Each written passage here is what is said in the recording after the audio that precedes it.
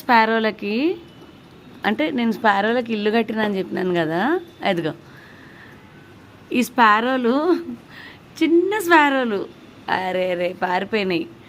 అంటే ఇంత చిన్నగా ఉన్నప్పుడు ఎప్పుడు బయట వచ్చి అవి ఆడినాయి అనమాట. ఇప్పుడు చేస్తుంటే కనబడ్డాయి, బయటికి పోయినాయి. ఇప్పుడు షూట్లో ఉన్నాను కదా, ఎలా ఉన్నా ఒక రేంజ్లో నగలు, శారీ, పట్టు చీర, అది ఇదిగో వాకింగ్ చేస్తున్నాం మేమిద్దరం. ఫుల్ వర్షం ఉంది బయట, అందులో వర్షం చూడండి అర్థమవుతుందచ్చు, వర్షం ఉంది. అందుకే వాకింగ్ మా ఇంట్లోనే చేస్తున్నాం, ఈ లైన్లోనే చేస్తున్నాం మేమిద్దరం. పడుతుంది నార్సింగిలో.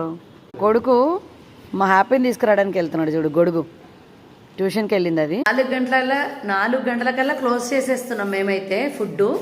రేపు పొద్దున మళ్ళీ 8 గంటలకే తింటున్నాం. చూద్దాం ఒక పక్కకు రా, చూద్దాం ఎన్ని కేజీలు తగ్గుతామో, ఎంత సన్నగా అవుతామో చూద్దాం. నేను మళ్ళీ మీకు అన్నీ అప్డేట్ చేస్తాను. రోజు ఏం తినాలో అది తింటూ 4 o'clock కల్లా క్లోజ్ చేసేస్తున్నాం ఫుడ్. రేపు పొద్దున 8 గంటలకే మళ్ళీ తింటున్నాం. ఎప్పుడన్నా ఒక 10 నిమిషాలు 5 నిమిషాలు అటు ఇటు అవుతుంది. కానీ ఒకవేళ ఫుడ్ లేకపోతే చపాతీ లేకపోతే ఏదో ఒకటి తినేస్తున్నా, లేదంటే ఫ్రూట్ జ్యూస్ తాగినా నిన్న అయితే. కానీ ఆకలి అయితే అవ్వట్లేదు.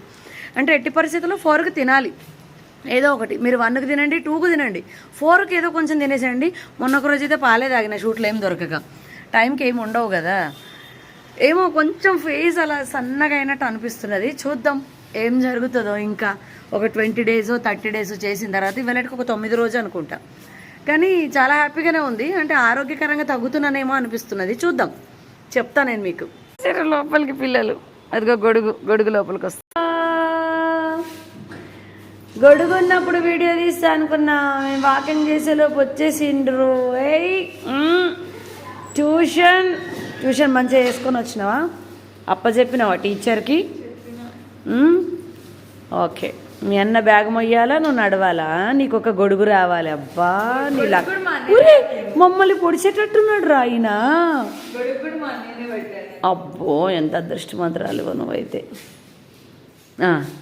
ఏం నాన్న గొడుగుకు బొక్కలు పడ్డాయని చూస్తున్నావా? ఇన్ని రోజులు అంటే నడిచింది వెళ్తురు సైడ్ చూద్దాం. ఇగో మా గొడుగుకి అన్ని బొక్కలు పడ్డాయి. ఎందుకంటే డాకుమారా సినిమా చేసినప్పుడు ఇండ్లు కాలబెట్టారు కదా, మా అసిస్టెంట్ పక్కన చైర్ పెట్టి మంచిగా దాంట్లో చైర్లో పెడితే అన్నీ కాలిపోయినాయి. అప్పుడంటే ఎండుండే నడిచిపోయింది. కానీ ఇప్పుడు వర్షాకాలం ఖచ్చితంగా వీటిని మనం అతకబెట్టాల్సిందే.